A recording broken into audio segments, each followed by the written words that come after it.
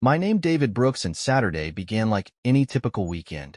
My wife, Laura, had mentioned earlier in the week that she had a crucial meeting with her team to wrap up their annual report. She'd been staying late at work a lot recently, but I hadn't thought much of it. Her job had been demanding over the last few months, with deadlines piling up. I was busy with my own project too, working on a mobile app for a client, so her schedule didn't strike me as odd. She even joked once about bringing a sleeping bag to the office. I laughed it off at the time, not giving it a second thought. That morning, Laura seemed particularly upbeat. She wore the dress I had bought her for our anniversary, a simple yet elegant piece that suited her perfectly.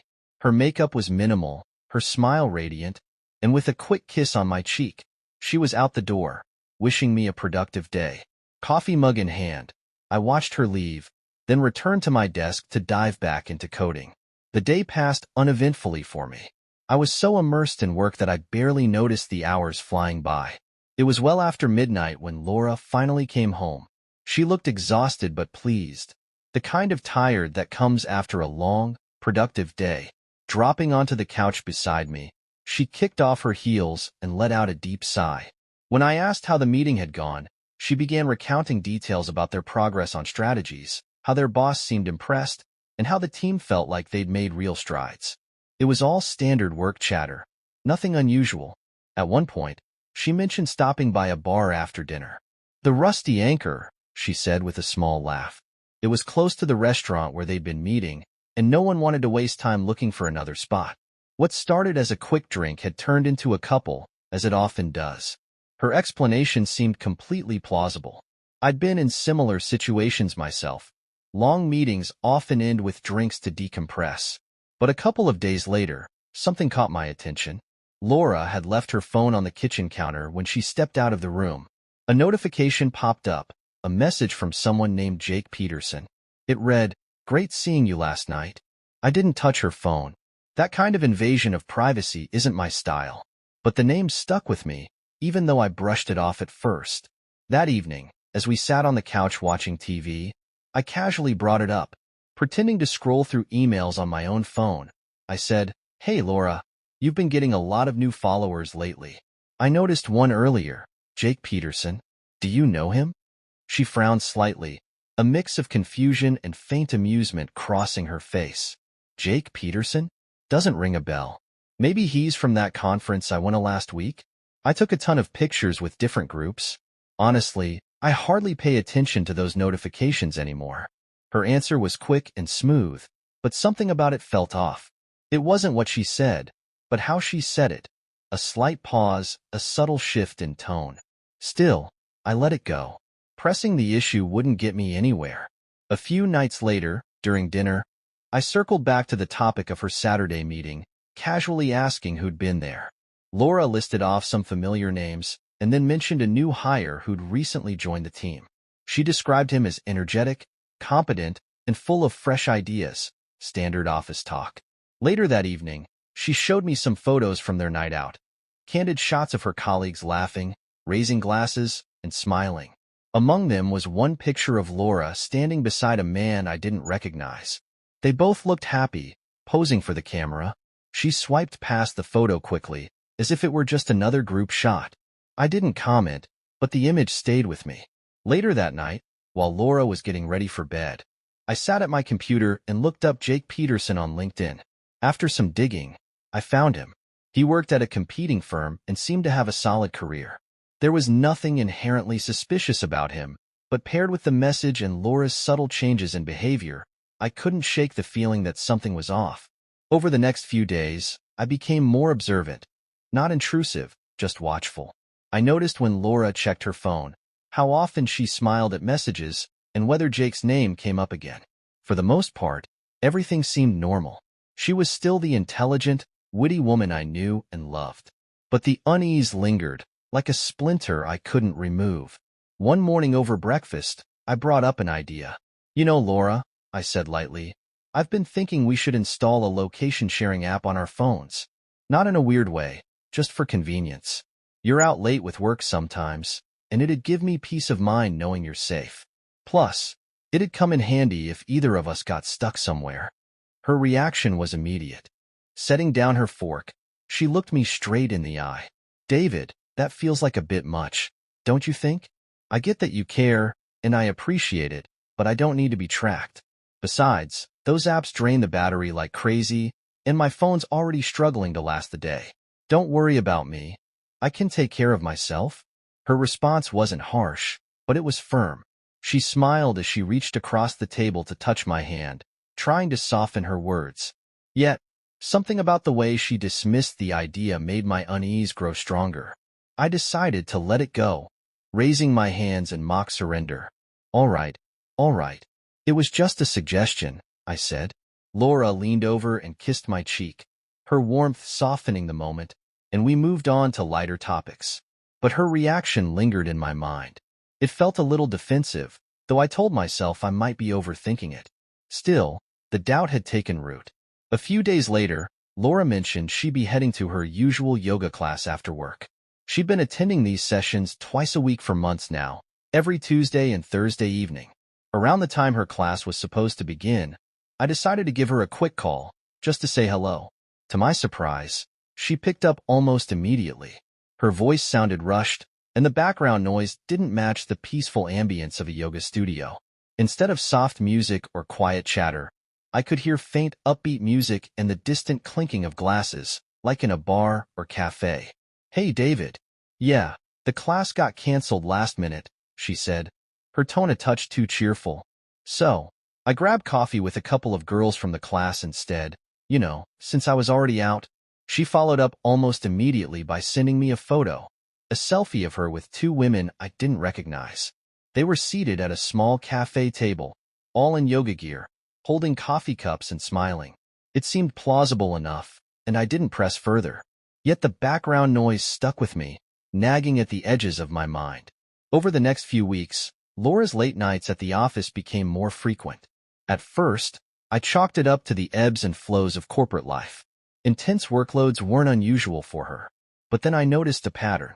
These late nights always seemed to land on the same days as her yoga classes, Tuesdays and Thursdays.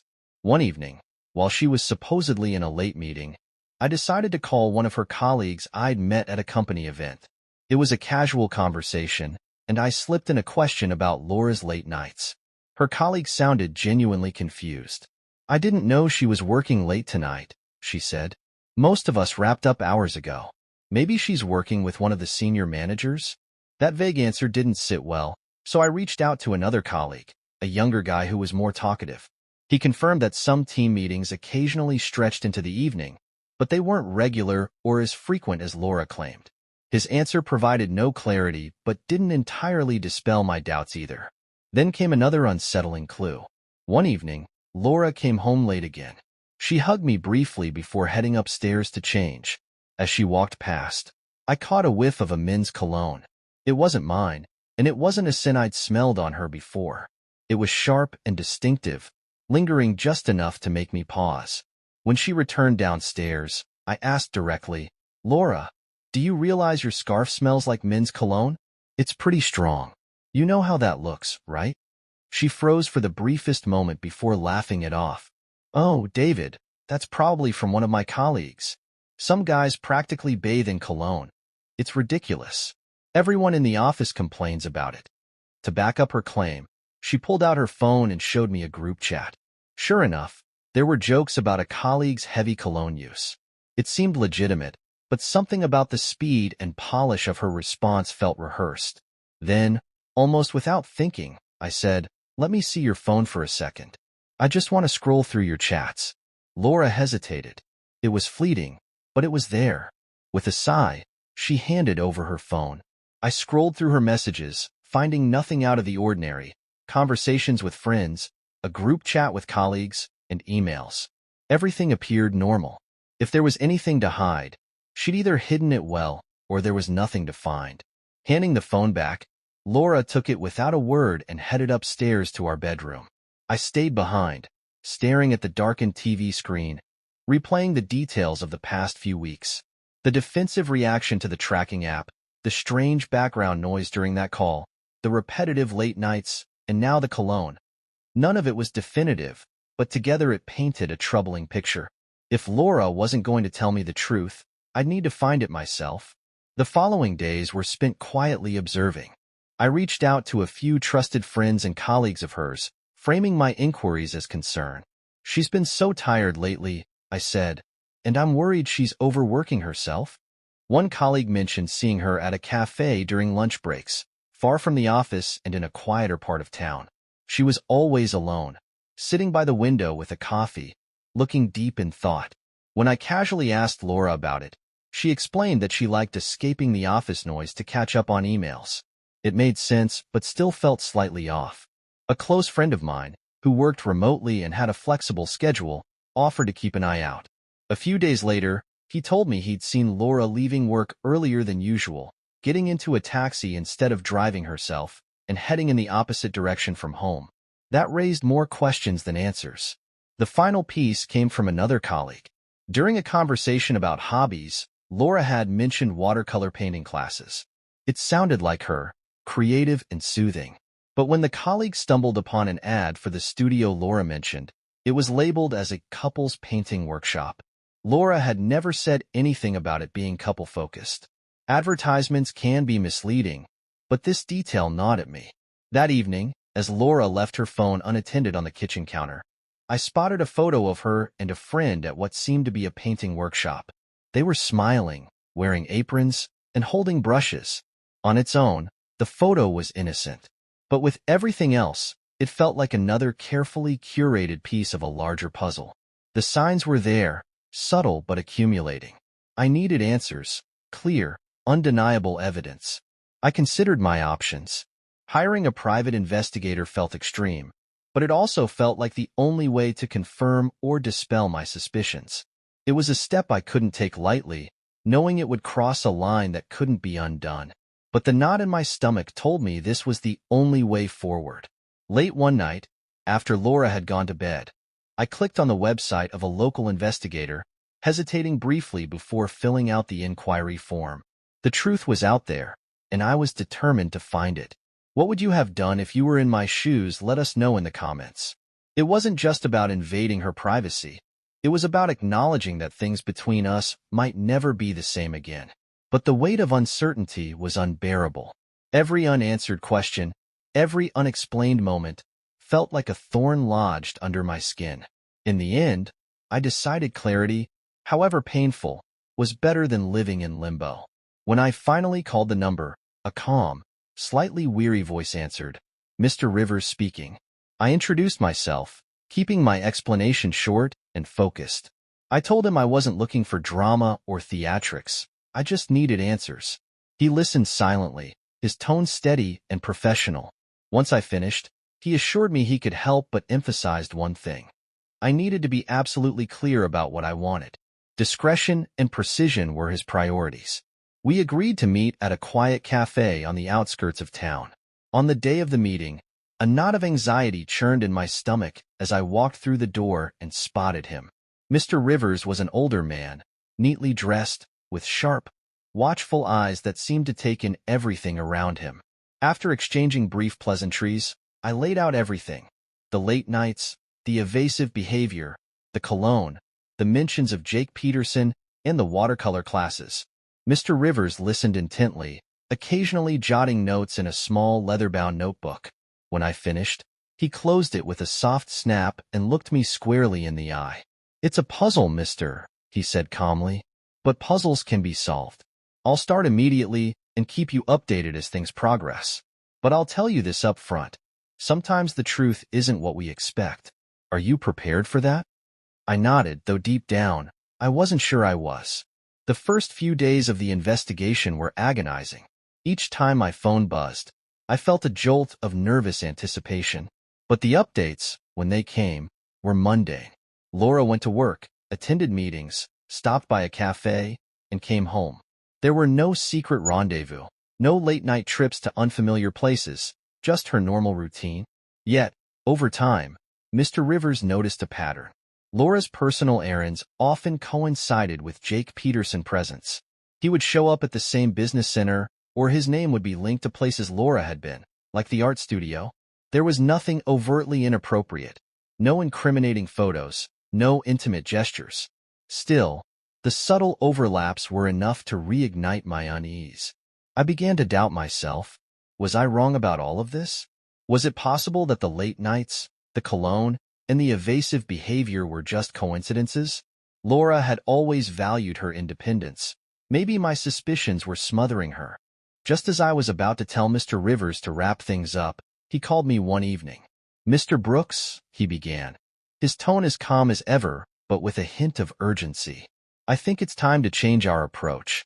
Surface-level surveillance isn't yielding anything definitive. Your wife is either very careful, or there's simply nothing to find. But I have an idea. It will require some cooperation from you, and may take more time, but I believe it'll be worth it." His words jolted me out of my growing complacency. After weeks of vague updates, here was something, a possible breakthrough. "All right, Mr. Rivers," I said, my voice steady. "What's the plan?" He refused to discuss it over the phone. Instead, he suggested we meet at his office. The next day, I found myself sitting in a modest, unassuming space tucked inside a nondescript business center. The lack of pretense reassured me. This wasn't a man trying to impress anyone. Once we were seated in a small, private meeting room, Mr. Rivers got straight to the point. "We need to give her space," he said. "If she's hiding something, your watchfulness will only make her more cautious. Instead, we need her to feel safe enough to slip up." He laid out his plan in meticulous detail. First, I needed to stop monitoring Laura so closely. No more questioning her plans, checking her phone, or scrutinizing her stories. Second, I had to actively encourage her independence, supporting her plans without hesitation. And finally, I needed to create an opportunity for her to feel completely unobserved. "You should take a trip," Mr. Rivers suggested. "A work-related excuse, something plausible that will remove you from the equation for a few days." The logic made sense, but the emotional toll was another story. Pretending everything was fine while suspicion gnawed at me from the inside was going to be excruciating. Still, if this was the price of truth, I was willing to pay it. Over the next few days, I followed the plan to the letter. I stopped asking Laura about her schedule and encouraged her activities.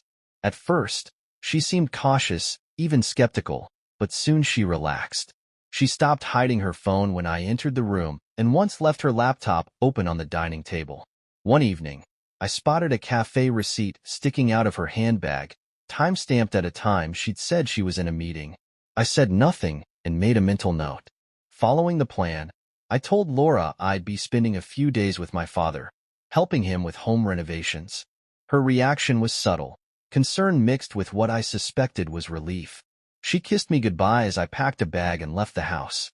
In reality, I stayed with my father while Mr. Rivers continued his work. That week, two incidents stood out. First, a friend casually mentioned that Laura's department was working remotely on a day she claimed to be in an important meeting. Second, Mr. Rivers observed Laura leaving our house late one evening with an overnight bag. She got into a taxi and disappeared into the night. When I asked her about it later, she gave me a vague story about a sudden schedule change. The final stage of the plan came a few days later. I told Laura I had a business trip to another city, a critical meeting with a new client. I packed my suitcase, kissed her goodbye, and left. Again, Mr. Rivers kept me updated. This time, the findings were undeniable. During my trip, Laura met with Jake Peterson twice. The first was at a cozy downtown restaurant. They had dinner, wine, and long conversations. Mr. Rivers captured photos from a distance. Nothing overt, but their body language spoke volumes. The second meeting was far more damning. Laura left our house late at night, got into Jake's car, and they drove out of the city. Mr. Rivers couldn't follow them far. They headed down a secluded country road where his car would have been too conspicuous. They were gone for hours. When I returned, Laura greeted me warmly. She'd even prepared dinner, a rare occurrence these days. The gesture felt hollow, almost mocking, now that I knew what I knew. I played along, thanking her and smiling, but inside, I felt hollow. Mr. Rivers advised patience. There was more to uncover. But standing there, surrounded by reminders of the life we'd built together, I felt something inside me break. Still, I waited, because the truth was still unraveling. and the days ahead would bring revelations far darker than I'd imagined. One evening, Laura stumbled through the front door visibly drunk. Her cheeks were flushed, her speech slurred, and she wobbled as she kicked off her heels. She waved off my concerned look with a casual laugh, mumbling something about leaving the car near her office because it had broken down. I didn't say much. Instead, I grabbed my keys, plastered on a neutral expression, and told her I'd handle it. After all, it was the car I had bought for her as a gift. When I arrived at the parking lot near her office, the car was right where she said it would be. As I slid into the driver's seat, I was immediately hit with a smell so strong it made my stomach churn. A nauseating mix of alcohol, sweat, and something else I couldn't quite place. The stench clung to the upholstery, thick and inescapable. I froze, glancing around, and that's when I saw him. In the back seat, curled up and snoring softly, was a half-naked man. For a moment, my brain couldn't make sense of what I was seeing. But as my eyes adjusted and my mind caught up, the horrifying reality set in. This wasn't just some random stranger. It was Jake Peterson. A quick glance at the phone loosely clutched in his hand confirmed it. Every suspicion, every gut feeling, every sleepless night had led to this moment. They hadn't just been meeting for innocent dinners or casual drinks. They'd been here, together, in my car. A wave of blinding rage surged through me, and for a split second, I wanted to yank him out of the car and beat him senseless right there. But through the haze of fury, Mr. Rivers' words surfaced in my mind. If you want to protect yourself legally, don't act out. Gather evidence. I pulled out my phone and called him. He picked up after 2 rings, his voice calm and composed as always. "Mr. Brooks," he said, "what's going on?" I gave him a brief, clipped explanation of the scene in front of me. There was a pause before he replied, his tone steady but firm. "David, don't do anything reckless. Take the car to my mechanic. He'll know what to do. There might be more evidence in there, and you'll need everything if this goes to court. As for Jake, do what you have to do, but don't cross any lines you can't uncross." I gripped the wheel so tightly my knuckles turned white, staring straight ahead as my anger simmered. Finally, I started the car and drove out of the parking lot. Jake still passed out in the back seat, completely oblivious to the storm brewing just a few feet away. A few miles outside the city, I pulled over on a quiet, deserted road. I slammed the brakes, got out, and yanked open the back door. Jake stirred, blinking groggily at me in the dim light. What's going on?" he mumbled, his voice thick with confusion. "Get out," I said, my tone low and icy. "Now." He stumbled out of the car, barefoot and shirtless, shivering in the cool night air. I didn't wait for him to get his bearings. I got back into the car, slammed the door shut, and sped off, leaving him standing there like a pathetic, confused silhouette in my rearview mirror. I drove straight to the mechanic Mr. Rivers had recommended. The man was waiting for me, and without a word, he began inspecting the car. I stood to the side, arms crossed, staring blankly at the concrete floor of the garage as he worked. It didn't take long for him to find what we both dreaded. From the back seat, he pulled out a small plastic bag containing several used, stained items that told the entire disgusting story. He looked at me with a mix of pity and discomfort. "I'm sorry, man," he said quietly. My throat felt tight, and my chest burned with humiliation and fury. I took the bag from him, nodded curtly, and left without another word. Later that evening, Mr. Rivers called. His voice was measured but firm. "David, you have everything you need now. I'll send you the full report, including photos and my observations. If you want to file for divorce, your case is airtight." By the time I got home, it was nearly dawn. Laura was asleep in our bed, curled up under the blankets as if she didn't have a care in the world. The sight of her peaceful face after everything I had just discovered ignited a white-hot anger I could barely contain. I shook her awake. Her eyes fluttered open, meeting mine. She must have seen something in my expression, something dark and unrelenting, because her face paled. "David, what's wrong?" she asked, her voice trembling. I didn't answer. Instead, I spat at her. A move I'm not proud of, but in that moment, it felt like the only way to express the disgust boiling inside me. Laura screamed, bolting upright. "What the hell is wrong with you? Are you insane?" she yelled, panic rising in her voice. I stared at her, my expression cold and unyielding. "You'll find out soon enough," I said, and then I walked out of the room, leaving her stunned and silent.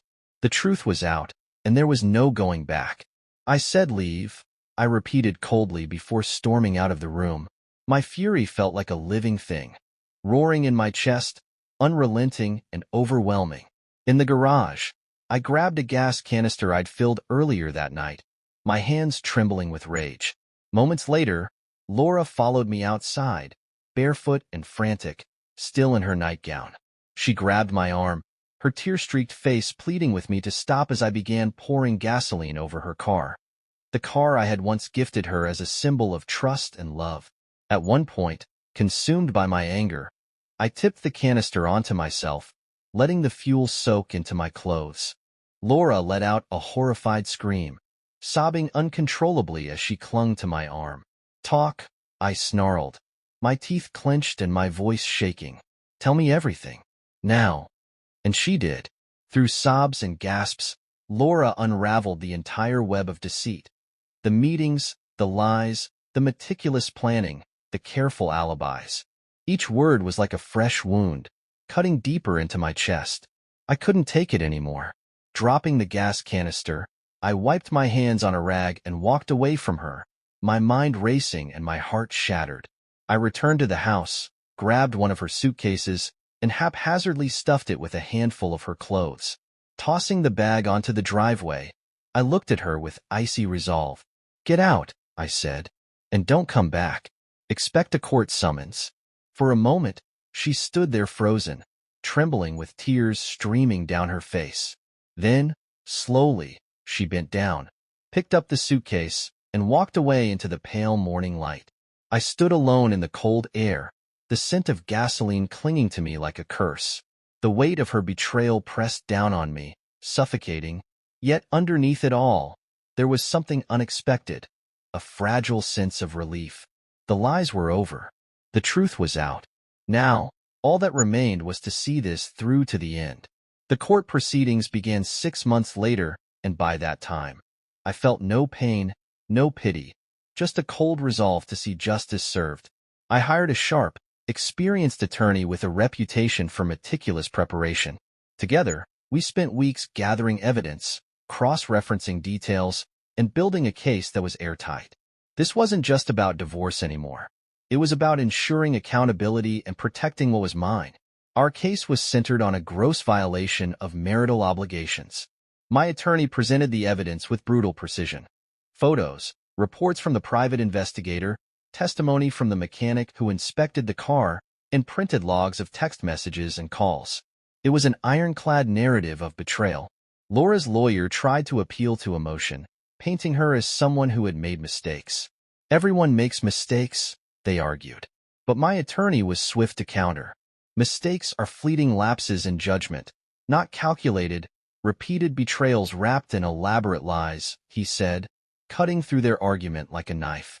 They also attempted to claim the evidence had been obtained unlawfully, arguing invasion of privacy. But my lawyer dismantled that claim with ease. The car was registered in my name, giving me every legal right to inspect it. Furthermore, any expectation of privacy was voided when Laura and Jake chose to use my property for their rendezvous. We also filed a civil lawsuit for emotional distress, presenting records of the therapy sessions I'd attended and a written evaluation from my psychologist. It detailed the sleepless nights, the anxiety, and the mental toll of Laura's sustained deception. This wasn't a simple case of poor judgment. It was a deliberate, calculated campaign that caused measurable harm. But the most strategic move involved Jake Peterson himself. In our state, it was possible to file a civil claim for alienation of affection. My lawyer drafted a claim that highlighted how Jake's deliberate interference had destroyed my marriage, damaged my mental health, and tarnished my reputation. The lawsuit wasn't just about financial compensation. It was leverage. Public exposure would have catastrophic consequences for Jake's career and social standing. Predictably, Jake's attorney reached out, offering an out-of-court settlement. After careful negotiation, Jake agreed to a significant payout. It wasn't a fortune, but it sent a clear message. To cover the settlement, Jake had to sell off some assets, a consequence I felt no sympathy for. Actions have consequences, and he was finally facing his. In the courtroom, Laura's side didn't fare much better. Despite their efforts to portray me as aggressive or unstable, the evidence told a different story. My therapy record showed a man trying to cope with betrayal rationally and responsibly. And then there were the photographs, the final nail in the coffin. Jake, half naked and asleep in my car, was more than just an embarrassing image. It was irrefutable evidence. When the trial ended, the tension in the courtroom was palpable as the judge read the verdict. The marriage was dissolved, with the ruling heavily in my favor. The bulk of our shared assets remained mine, and Laura's claims to a significant portion of our estate were dismissed outright. Additionally, the court ordered her to pay a modest but symbolically significant compensation for emotional distress. It wasn't about the money, it was about accountability. Jake faced his own fallout. News of the lawsuit and settlement spread quickly through his professional circle. His company, unwilling to risk its reputation, quietly removed him from his position. Whatever career ambitions he had were now overshadowed by scandal. As I walked out of the courtroom, I felt no triumph. This wasn't a victory to celebrate. It was a bitter resolution to a chapter that should have never existed. Laura disappeared from my life soon after, reportedly moving to another city. Jake faded into obscurity, his name tarnished by his own choices. Despite everything, I felt drained. The ordeal had taken more from me than I could have imagined. But I held on to one thing: clarity. The truth was out. Justice had been served, and I had walked away with my integrity intact. Looking back, I knew I had done everything within the bounds of the law. I had resisted the urge to let my emotions destroy me and emerged with my dignity and future protected. What would you have done if you were in my shoes? Let us know in the comments.